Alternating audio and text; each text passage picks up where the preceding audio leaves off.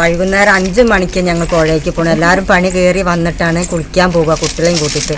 വൈകുന്നേരം 7 മണിയാവും പുഴയിൽ നിന്ന് തിരിച്ചു വരാം. ആന ഉണ്ടെന്ന് എല്ലാവരും പറയുന്നുണ്ട്. പേടി ഞങ്ങൾക്ക് നല്ലോണം ഉണ്ട്.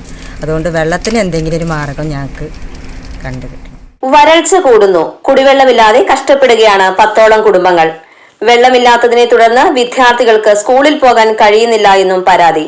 മലപ്പുറം ജില്ലയിലെ നിലമ്പൂർ ജവഹർ കോളനിയിലാണ് മനുഷ്യജീവനുകൾ നരകയാതന അനുഭവിക്കുന്നത്. അധികാരികളോട് പലവട്ടം പറഞ്ഞിട്ടും യാതൊരു പരിഹാരവും ഉണ്ടാകുന്നില്ല എന്നാണ് ഇവർക്ക് പറയാനുള്ളത്. ഇങ്ങോട്ട് മതിൽമൂലന്ന് ഇങ്ങോട്ട് മാറ്റി പാർപ്പിച്ചിട്ടുള്ളതാണ്. അപ്പോൾ 18 മുതൽ ഇവിടെ വരൾച്ചയും അതേപോലെ വെള്ളത്തിൻ്റെ പ്രശ്നങ്ങളും പല പ്രാവശ്യമായിട്ട് ഞങ്ങൾ അനുഭവപ്പെട്ടിട്ടുള്ളത്. അവിടെ താഴെ മെയിൻ റോഡിൻ്റെ അവിടെ നിന്ന് ഒരു കിണറ്റിൽ നിന്ന് മോട്ടർ ഇട്ടിട്ടാണ് ഞങ്ങൾ വെള്ളം അടിക്കുന്നത്. അപ്പോൾ അതിൽ പറഞ്ഞാൽ ഏറി വന്നാൽ ഒരു 2-3 കുടം വെള്ളം കിട്ടിക്കഴിഞ്ഞാൽ വെള്ളം കഴിഞ്ഞ് മോട്ടർ ഓഫായി. അതേപോലെ ഇപ്പോൾ രാവിലെ സ്കൂളിലേക്ക് പോണ കുട്ടികളും ഒക്കെ വെറുതെ കൈ കൊണ്ട് വെള്ളം ഇതാക്കിയിട്ട് മുഖം കഴുകി കൈയും കാലും കഴുകിയിട്ടാണ് സ്കൂളിൽ പോകുന്നത്. കുളിക്കാനുള്ള വെള്ളം ഇവിടെ ഇല്ല. കുടിക്കാനോ ഭക്ഷണത്തിനോ ബാത്റൂമിൽ പോകാനോ ഒന്നിനും ഇവിടെ വെള്ളം തീരെ കിട്ടില്ല. അതേപോലെ പാർട്ടിക്കാർ അങ്ങനെയുള്ള ആരും ഇവിടേക്ക് തിരിഞ്ഞു നോക്കണോ എന്താ പറയുക, ഈ ഇങ്ങനൊരു 9 വീട് ഇവിടെ ഉള്ളതായിട്ട് ഒരു ആനുകൂല്യങ്ങളോ കാര്യങ്ങളോ ഒന്നും ഇവിടെ കിട്ടാറില്ല. അപ്പോൾ അതിന് എത്രയും പെട്ടെന്ന് എന്തെങ്കിലും ഒരു നടപടി എല്ലാവരും കൂടിയിട്ട് ചെയ്തു തരാണെന്നുണ്ടെങ്കിൽ നന്നായിരിക്കും. 2018 മഹാപ്രളയം താണ്ഡവമാടിയ നിലമ്പൂർ മതിൽമൂലയിലെ SC കോളനി നിവാസികളാണ് വെള്ളമില്ലാതെ നരകയാതന അനുഭവിക്കുന്നത്. പ്രളയവും മണ്ണിടിച്ചിലും ബാധിച്ച 10ഓളം കുടുംബാംഗങ്ങളെ സർക്കാർ മുൻകൈയെടുത്താണ് നിലമ്പൂർ വെളിയന്തോട് ജവഹർ കോളനിക്ക് സമീപം പുനരധിവസിപ്പിച്ചത്. എന്നാൽ കുളിക്കുവാനോ കുടിക്കുവാനോ ഒരു തുള്ളി വെള്ളമില്ലാതെ കഷ്ടപ്പെടുകയാണ് ഈ മനുഷ്യർ. ഞാൻ പട്ടികജാതി സാംസ്കാരിക സമിതിയുടെ ജില്ലാ പ്രസിഡന്റാണ്.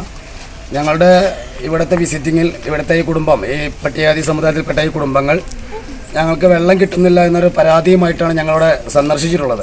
അപ്പോൾ നമുക്ക് മനസ്സിലാക്കാൻ പറ്റിയത് 2018 പ്രളയത്തിൻ്റെ ഭാഗമായി പുനരധിവാസ പാക്കേജിലൂടെ ഇവരെ മാറ്റി താമസിപ്പിച്ചിരിക്കുന്ന ഒരു ഏരിയ ആണിത്. എന്നാൽ ഇന്ന് വരെ അത് കഴിഞ്ഞതിന് ശേഷം ആ പാക്കേജ് പാസ്സാക്കുകയില്ല. അതിനുശേഷം ഇവിടുത്തെ ഗവൺമെൻറ് ഇവർക്ക് ആവശ്യമായ അടിസ്ഥാന സൗകര്യങ്ങൾ പോലും ചെയ്തു കൊടുക്കാൻ തയ്യാറല്ല. ഇപ്പോൾ ഈ വരൾച്ച വന്നതിന് ശേഷം ഇവർക്ക് കുടിവെള്ളത്തിന് തന്നെ വളരെ ബുദ്ധിമുട്ടായിരിക്കുകയാണ്. ഇവരടുത്ത് ഒരു 1.5 കിലോമീറ്റർ അപ്പുറത്തുള്ള കിണർ ആശ്രയിച്ചുകൊണ്ടാണ് ഇപ്പോൾ ഇവർ വെള്ളം കൊണ്ടുവരുന്നത്. വിദ്യാർത്ഥികൾക്ക് സ്കൂളിൽ പോകണമെങ്കിൽ പോലും അവർക്ക് അടിസ്ഥാന ആവശ്യങ്ങൾക്കുള്ള ഒരു വെള്ള സൗകര്യം ഇപ്പോൾ ഇല്ല.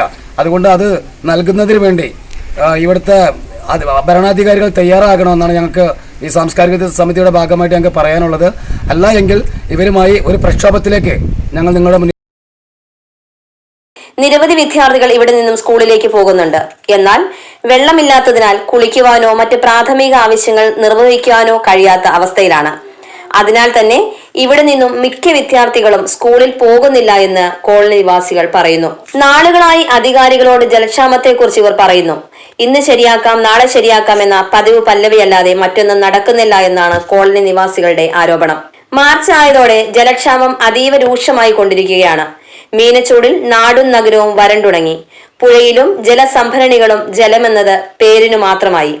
ജലലഭ്യത ഉറപ്പുവരുത്താൻ സർക്കാരുകളും തദ്ദേശ സ്വയംഭരണ വകുപ്പുകളും ഊർജിത പ്രവർത്തനങ്ങൾ നടത്തേണ്ടിയിരിക്കുന്നു. News bureau, Nilambur. സുഖകരമായ താമസം, മനസ്സിനിണങ്ങിയ ഭക്ഷണം, മാന്യമായ പരിചരണവും ഇതെല്ലാം ഹോട്ടൽ സാമ്രാട്ട് ആൻഡ് ടൂറിസ്റ്റ് ഹോമിന്റെ പ്രത്യേകതയാണ്. Hotel Samrat and tourist home, Ooty road, Edakkara, Malappuram. Phone 04931 275 261 274 361 9496 401 160. E4 media, മലയോരത്തിന്റെ ദൃശ്യവിസ്മയം.